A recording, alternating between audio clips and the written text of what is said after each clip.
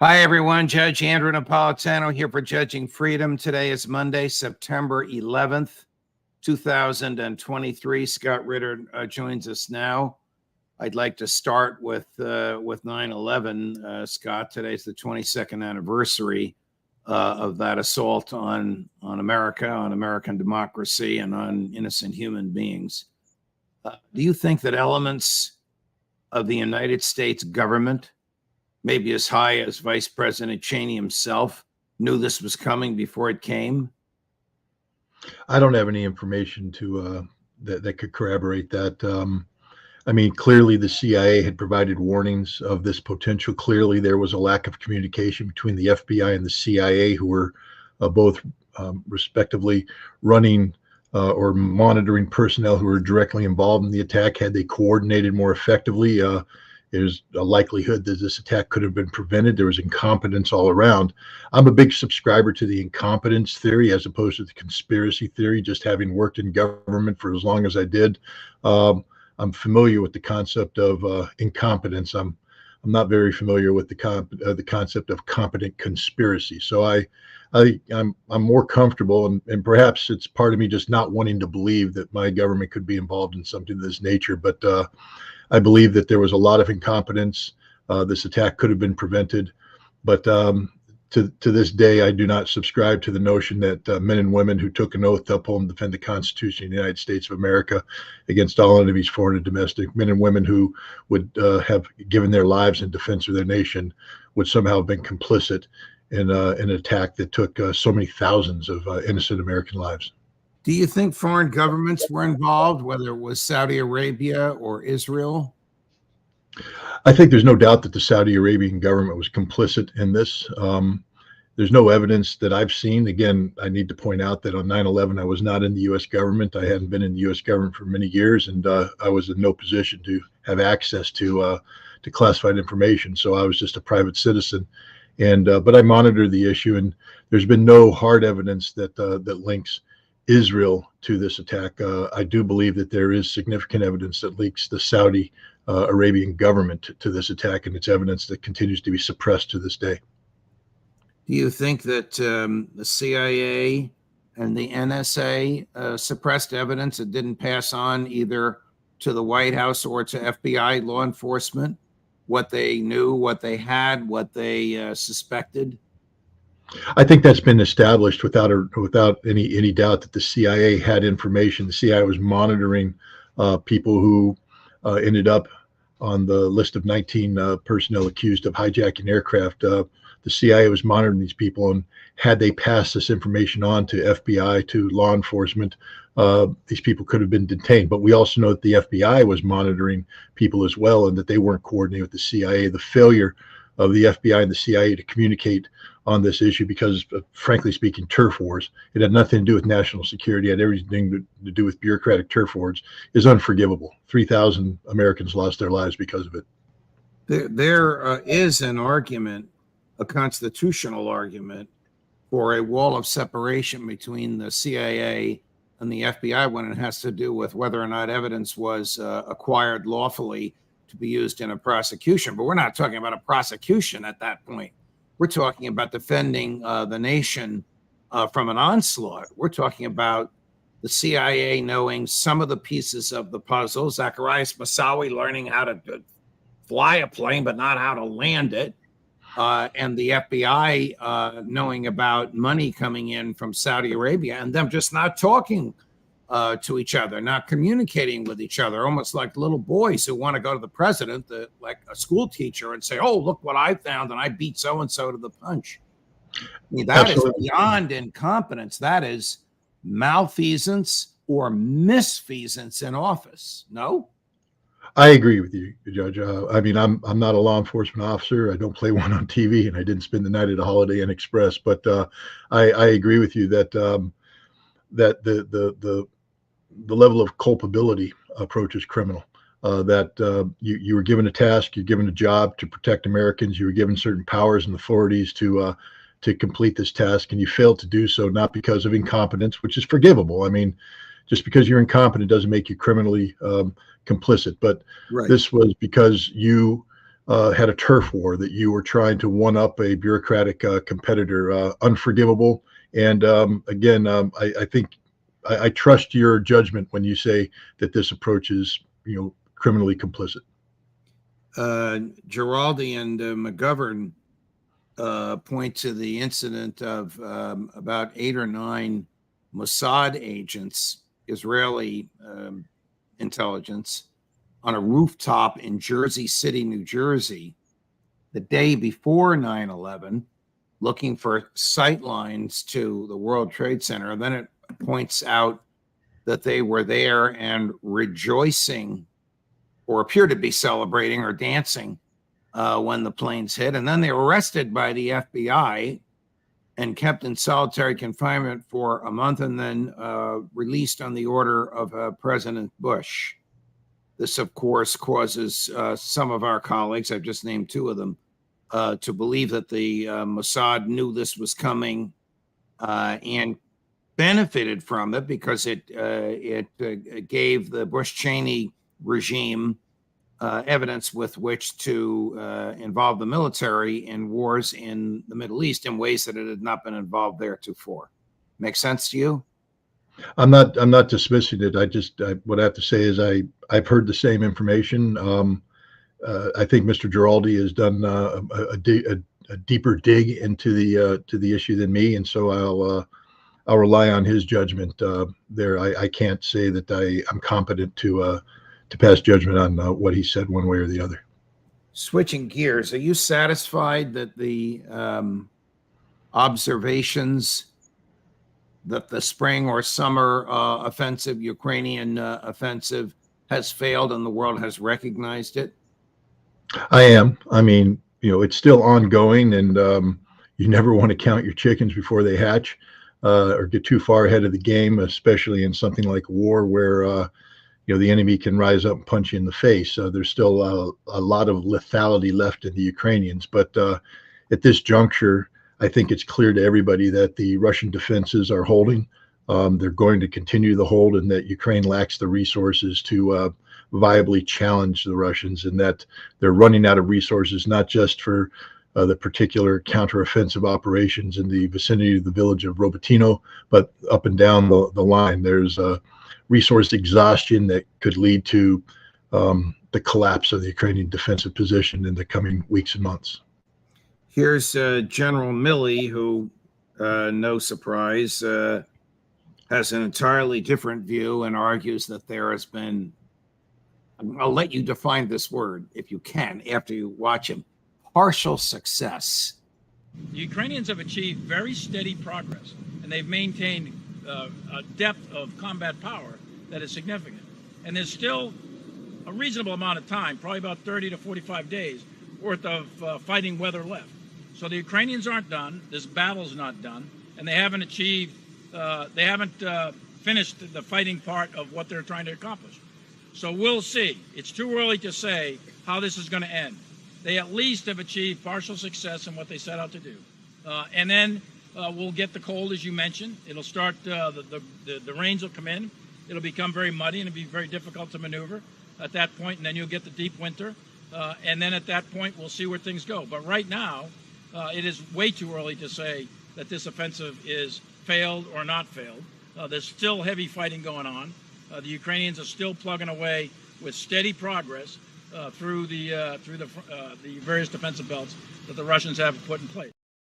Political hogwash, or based on hard evidence of which he is aware? I think it's politically motivated wishful thinking. He's very careful with his words. You can't sit there and point to him and go, liar. Steady, steady progress. If scratching forward and taking 10 meters here, 10 meters there, 100 meters here, at the loss of hundreds, if not thousands, of lives. If the General Milley wants to call that progress, be my guest.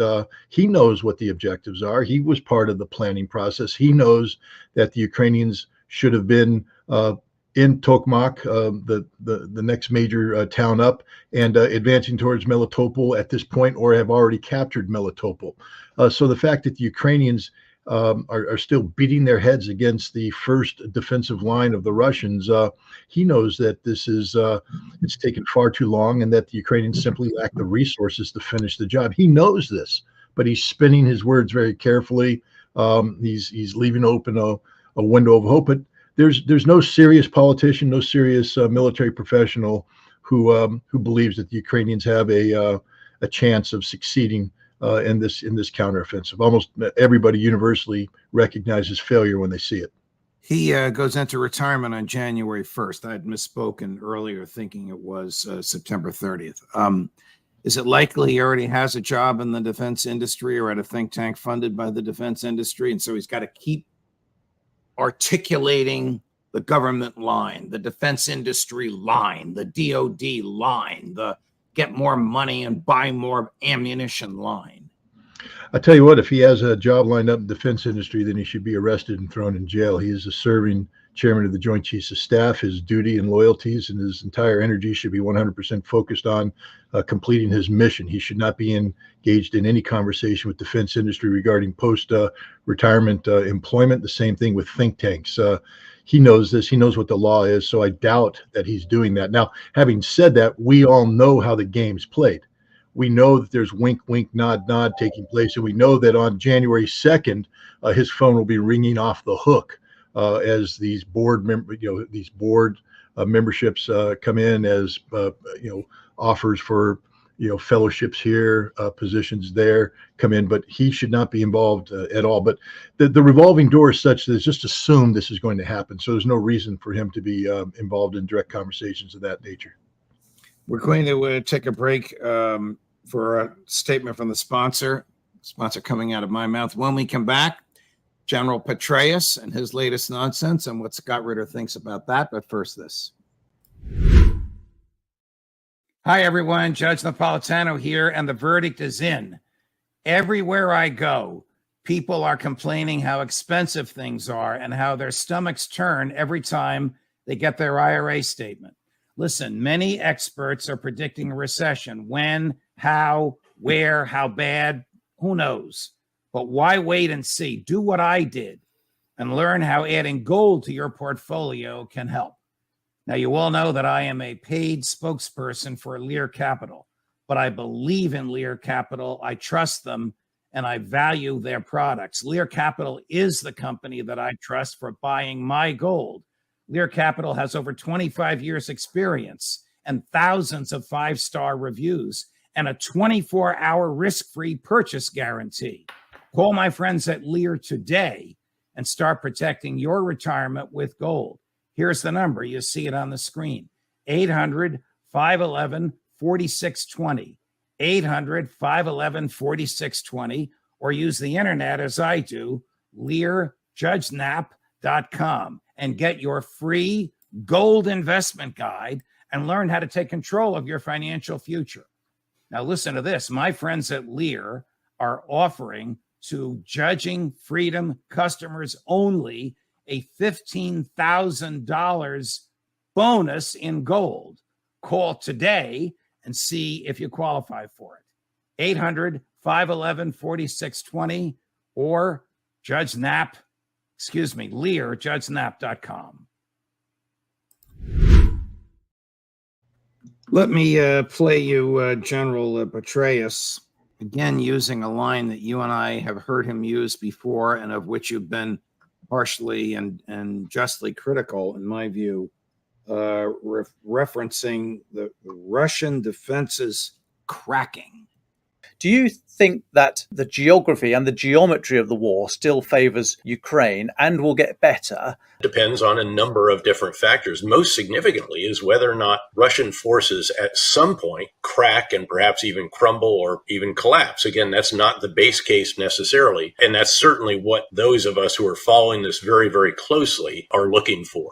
That's I think, the key. The Ukrainians know that. The Ukrainians are fighting for their very survival.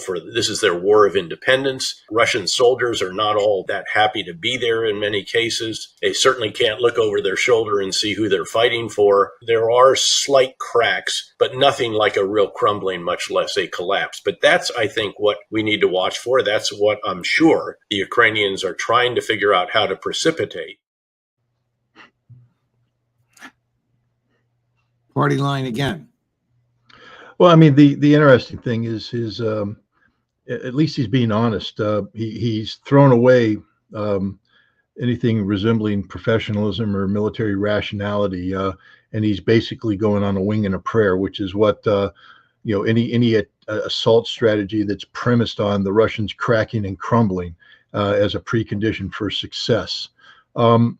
You can't have the Russians crack and crumble if you haven't provided sufficient resources to suppress Russian firepower as you close with a fortified position in an effort to breach it. And the first letter in the suppression acronym is S. In the breach acronym is S, and it's for a reason. Without suppression, you can't breach. The Ukrainians don't have an air force.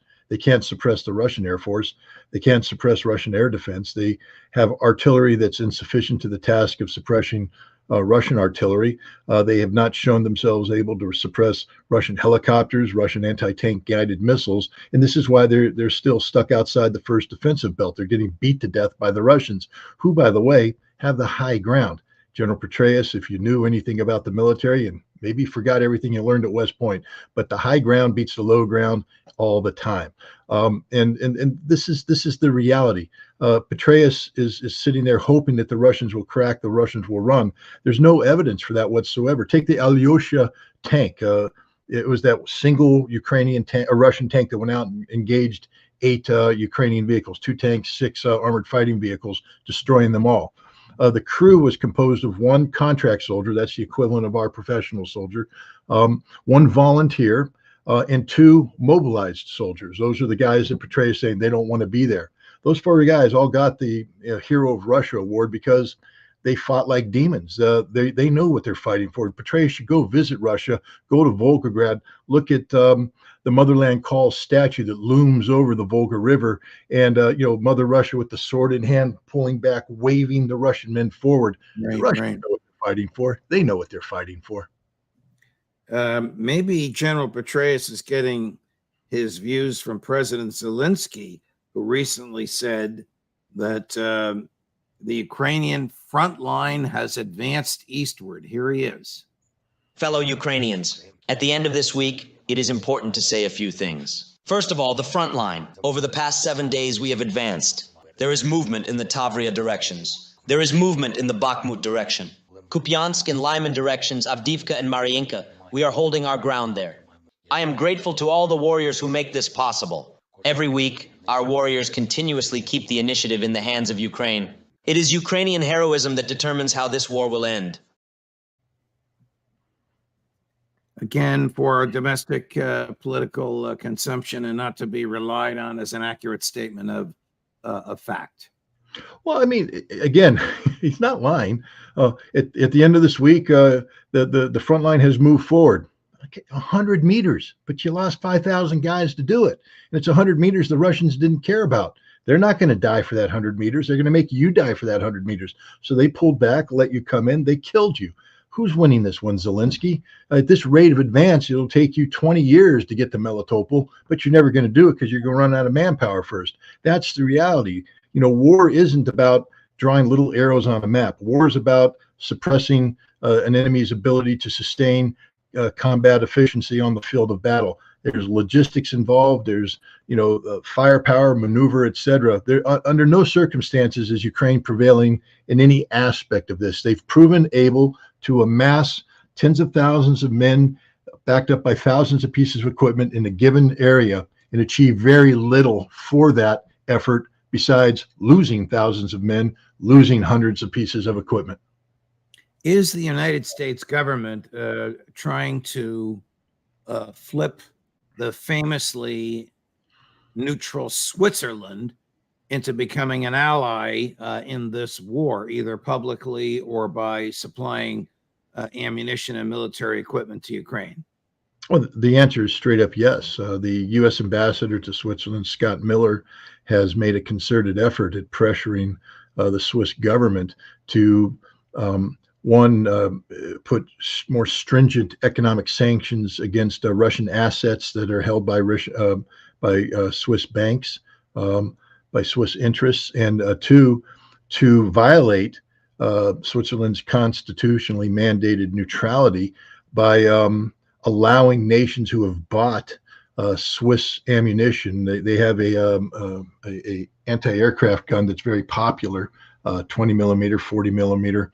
And ammunition is being held by several NATO members. They've sent guns to the Swiss that use this ammunition, but the Swiss say that you can't resell that or re-export it. If we gave it to you, that's a contract between us and you. You can't send it to a nation that's at war. That's a violation of our neutrality. And there's a lot of pressure being put on Switzerland for that because they're the only source of this ammunition. There's pressure for Switzerland to become more active in the European Union, an act which in and of itself could put Switzerland in danger of losing its neutrality. And for people who scoff at neutrality, understand this.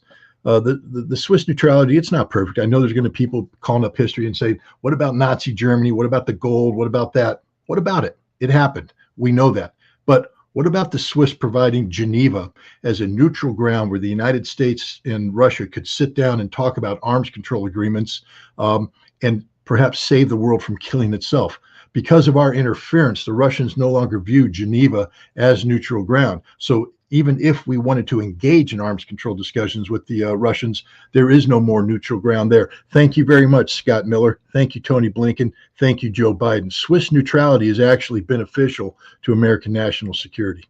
I would think that it's so integral to the Swiss people and to the Swiss government and the Swiss Constitution. As I understand it, like you, I've spent a lot of time in Switzerland, that this would have to be some sort of this is the purest democracy on the planet as we know it. I think there would have to be some sort of a referendum on this, no? Well, there's going to be, because I mean, the way the Swiss government has been acting without, they act without consulting the Swiss public. And so the way the Swiss public can get back is by holding a referendum. And on the issue of neutrality, there is a group right now who is seeking to get the 100,000 signatures necessary to bring this issue of enshrining Swiss neutrality into the Constitution, make sure no laws can deviate, no government can act in violation of this.